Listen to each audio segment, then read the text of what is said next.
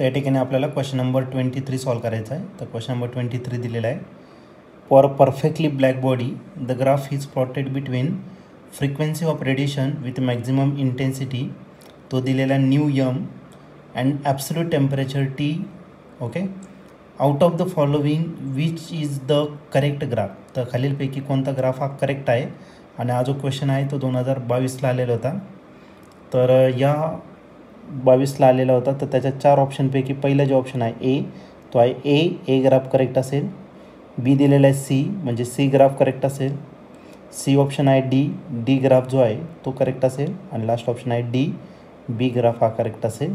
तर या 4 ग्राफपैकी आपलं करेक्ट ग्राफ कोणता असणार तर ते आपण डिस्कस करूया. तर आपल्याला एक क्वेश्चनमध्ये एक परफेक्ट ब्लॅक बॉडी दिलेली आहे आणि त्याचे ग्राफ दिलेले आहे. ग्राफ प्लॉट केलेला आहे कशाच्या versus frequency of radiation with maximum intensity, okay, with absolute temperature. Frequency आणि ॲब्सोल्यूट टेम्परेचर याच्या वर्सेस या ठिकाणी ग्राफ दिलेला आहे तुम्हाला. ओके, तर खालीलपैकी जो ग्राफ आहे तो कोणता करेक्ट आहे तर ते आपल्याला या ठिकाणी विचारलेला आहे.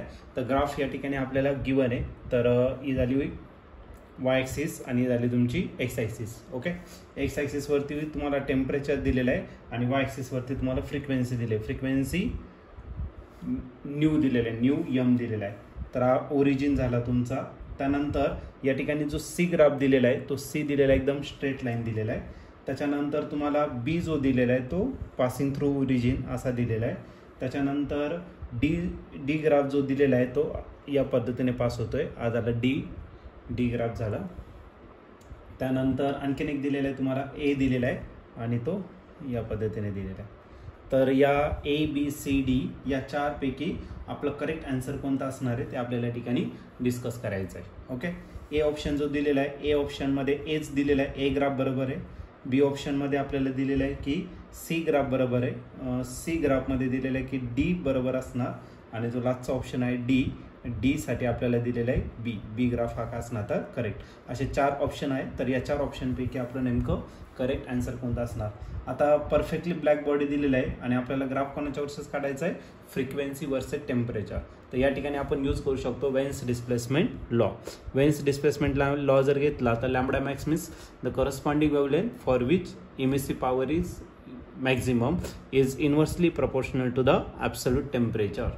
ओके, आता डायरेक्टली जर कॅन्सल केलं तुम्हाला गेलं प्रपोर्शनॅलिटी कॉन्स्टंट आणि जो कॉन्स्टंट घेतला तो काय घेतला बी आणि या बीला म्हटलं जातं वेन्स डिस्प्लेसमेंट कॉन्स्टंट. आता टेम्परेचर तर आहे पण या ठिकाणी वेवलेंथ दिलेलं आहे. आपल्या वेवलेंथ नको, आपल्याला काय लागतंय फ्रिक्वेन्सी लागतंय. जर तुम्ही लाईटच्या स्पीडचा जो फॉर्म्युला घेतला तर स्पीडचा फॉर्म्युला काय असतो लॅम्बडा इंटू फ्रिक्वेन्सी. हा लॅम्बडा यम असेल आणि फ्रिक्वेन्सी जो घेतला तो काय घेतला तर न्यू यम इतका घेतला. ओके, मग न्यू यम जर घेतला किंवा मग आपण लॅम्बडा फाईंड करून घेऊ.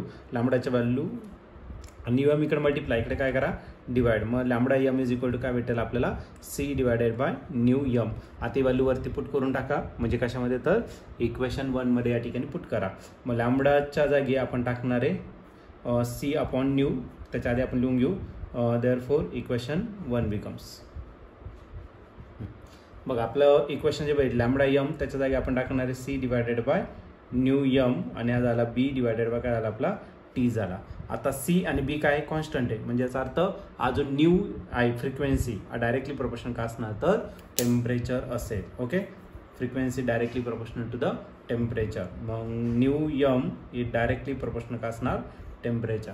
आणि डायरेक्टली प्रोपोर्शनल जर असेल तर हा ग्राफ कसा राहतो, graph is straight line passing through origin. Okay, तर न्यू फ्रिक्वेन्सी आणि टेम्परेचर याच्यात ग्राफ कसा आहे तर डायरेक्ट रिलेशन. माझा ऑप्शन बी दिसतोय तुम्हाला, हा बी ऑप्शन जो आहे हा तुमचा करेक्ट ऑप्शन असेल.